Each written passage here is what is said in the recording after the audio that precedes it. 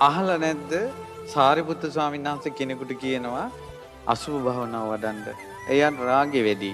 ඒ නිසා අසුභේ වඩන්න කිව්වා. පිළිහිටන්නේම නැහැ.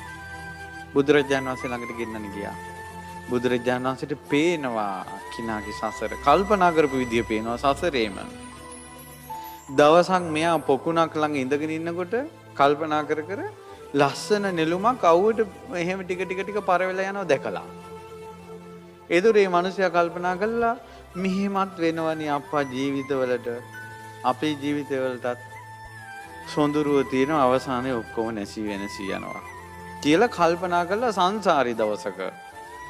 බුදුරජාණන් වහන්සේ යාට ඔයා භාවනා කරන්න අවශ්‍ය නැහැ ඔහොම. මෙන්න මේ මල දිහා බලන්න කියලා නෙළුම් මලක් දුන්නා. මෙයා සංසාරේ ගොඩක් රත්තරන් වැඩ කරපු නිසා දුන්නේ රත්තරන් නෙළුම් මලක්.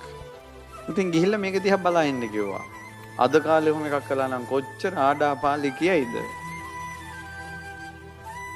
නෙළුම් මල දිහා බලන ටික අරීර්දියෙන් නෙළුම් මල ඉන්නේ පර වෙලා ගියා. අර සංසාරේ හිතපු එක සම්බන්ධ වුණා. නිකිලිසුණා. රාගයෙන් මුලා වෙලා තම තමන්ගේ හිත රාගයට යට වුණාට පස්සේ තනි තනියෙන් තම තමන් කරන දේවල් දැක්කොත් හිතුවොත් චී කියලා හිතෙන තරම්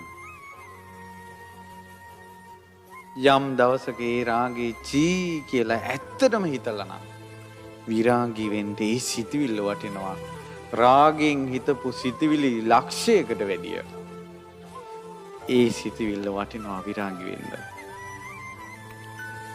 තරහෙන් බැනපු දේවල් තරහෙන් කරපු දේවල් තරහෙන් වෙවුලන හැටි මූණ අඳුරු වෙලා යන හැටි ළඟ තියෙන එකෙන් ගහන හැටි නොයෙක් නරක වචන අරන් බයින හැටි සිහි කළොත් රාග තරහ ඇත්තටම තිත්ත වුණොත් මේක එපා මං කවද්ද මේ තරහෙන් නිදහස් වෙන්නේ කියලා යම් දවසක වීත දෝෂී වෙන්න ඒක උපකාරයි.